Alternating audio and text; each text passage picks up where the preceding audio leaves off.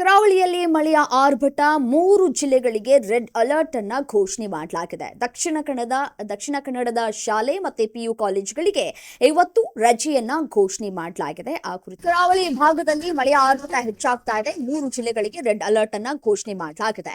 ದಕ್ಷಿಣ ಕನ್ನಡದ ಶಾಲೆ ಪಿಯು ಕಾಲೇಜುಗಳಿಗೆ ಎಂದಿನಿಂದ ರಜೆಯನ್ನ ಘೋಷಣೆ ಮಾಡಲಾಗಿದೆ. ಅಂದ್ರೆ ಇವತ್ತು ರಜೆಯನ್ನ ನೀಡಲಾಗಿದೆ. ವಿದ್ಯಾರ್ಥಿಗಳ ಸುರಕ್ಷತೆಗಾಗಿ ಜಿಲ್ಲಾಧಿಕಾರಿಯಿಂದ ಮುಂಜಾಗ್ರತಾ ಕ್ರಮವನ್ನ ಕೂಡ ತೆಗೆದುಕೊಳ್ಳಲಾಗಿದೆ. ಭಾರೀ ಮಳೆಗೆ ಕಂಕನಾಡಿಯಲ್ಲಿ ತಡೆಗೋಡೆ ಕುಸಿದು 3 ಕೂಡ ಸಾವನ್ನಪ್ಪಿದ್ರು. ದುರಂತದಲ್ಲಿ 2 ವಿದ್ಯಾರ್ಥಿಗಳು ಸೇರಿ 3 ಮೃತಪಟ್ಟಿದ್ರು. 3ರಿಗೆ ಗಾಯಗಳು ಕೂಡ ಆಗಿತ್ತು. ಭಾರೀ ಮಳೆ ಹಿನ್ನೆಲೆಯಲ್ಲಿ ಎನ್ಡಿಆರ್ಎಫ್ ಪೊಲೀಸರಿಂದ ರಕ್ಷಣಾ ಕಾರ್ಯಾಚರಣೆಯೂ ಕೂಡ ನಡೀತಾ ಇದೆ. ನೋಡಿ, ತಾಯಿ ಸೇರಿ 2 ಮಕ್ಕಳು ಗೋಡೆ ಕುಸಿತವಾಗಿ ಸಾವನ್ನಪ್ಪಿದ್ರು. ಸೊ ಹಾಗಾಗಿ ಕರಾವಳಿ ಭಾಗದಲ್ಲಿ ಮಳೆ ಹೆಚ್ಚಾಗ್ತಾ ಇರುವಂತಹ ಹಿನ್ನೆಲೆಯಲ್ಲಿ ಜಿಲ್ಲಾಧಿಕಾರಿ ಇದೀಗ ಮುನ್ನೆಚ್ಚರಿಕಾ ಕ್ರಮವನ್ನ ಕೂಡ ತೆಗೆದುಕೊಂಡಿದ್ದಾರೆ. ನೋಡಿ, ಕಳೆದ ವರ್ಷ ಯಾವ ರೀತಿಯಾಗಿ ಮಳೆಯಾಗಿತ್ತು, ಎಷ್ಟು ಸಾವು ನೋವು ಸಂಭವಿಸಿತ್ತು ಅನ್ನೋದನ್ನ ನೀವು ಎಲ್ಲರೂ ಕೂಡ ಗಮನಿಸಿದ್ದೀವಿ. ಬಟ್ ಆದ್ರೆ ಈ ವರ್ಷ ಮಳೆ ಅಭಾವ ಕೂಡ ಕೆಲವು ಭಾಗದಲ್ಲಿ ಕಾಡ್ತಾ ಇದೆ. 150 ವರ್ಷಗಳ ಇತಿಹಾಸವನ್ನ ಮರುಕಳಿಸ್ತಾ ಇದೆ. ನಾವು ಅದನ್ನ ಗಮನಿಸ್ತಾ ಇದ್ದೀವಿ.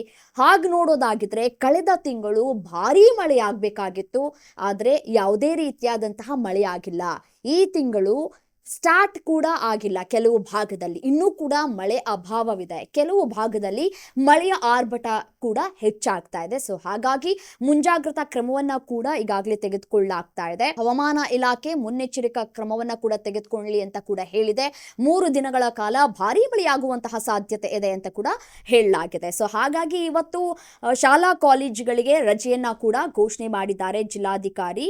ಸೊ ದಕ್ಷಿಣ ಕನ್ನಡ ಭಾಗದಲ್ಲಿ ಭಾರೀ ಮಳೆ ಆಗ್ತಾ ಇದೆ. ದೃಶ್ಯಾವಳಿಗಳಲ್ಲಿ ಗಮನಿಸ್ತಾ ಇದ್ದೀರಿ. ಏರ್ಪೋರ್ಟ್ನಲ್ಲೂ ಕೂಡ ಭಾರೀ ಮಳೆ ಆಗ್ತಾ ಇರುವಂತಹ ಹಿನ್ನೆಲೆಯಲ್ಲಿ ವಿಮಾನಗಳು ನಿಂತ ಜಾಗದಲ್ಲೇ ಕೂಡ ನಿಂತಿದ್ದಾವೆ. ಹಾರಾಟವನ್ನ ಕೂಡ ಸ್ಥಗಿತ ಮಾಡಲಾಗಿದೆ. ಕೆಲವು ಭಾಗದಲ್ಲಿ ಮಣ್ಣು ಕುಸಿತ ಆಗಿರುವಂತಹ ಹಿನ್ನೆಲೆಯಲ್ಲಿ ಜನಜೀವನ ಅಸ್ತವ್ಯಸ್ತವಾಗಿದೆ. ಈಗಾಗಲೇ 3 ಸಾವಾಗಿದೆ. ತಾಯಿ ಸೇರಿ 2 ಮಕ್ಕಳು ಸಾವನ್ನಪ್ಪಿದ್ದಾರೆ. 3 ಕೂಡ ಗಂಭೀರವಾಗಿ ಗಾಯವಾಗಿದ್ದಾರೆ.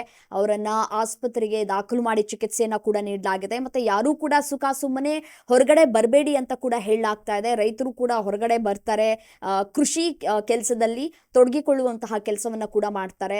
ಸೊ ಹಾಗಾಗಿ ಅಂಥವರು ಹೊರಗಡೆ ಬರಬೇಡಿ ಅಂತ ಕೂಡ ಹೇಳಲಾಗ್ತದೆ. ಮತ್ತೆ ಈ ಮಣ್ಣು ಬೀಳುವಂತಹ ಮನೆ ಇರುತ್ತಲ್ಲ ಜಾಗದಲ್ಲಿ, ಆ ಮನೆಗಳಿಂದ ಯಾರು ಕೂಡ ಮನೆಯಲ್ಲಿ ಉಳಿದುಕೊಳ್ಳುವಂತಹ ಕೆಲಸವನ್ನ ಮಾಡಬೇಡಿ.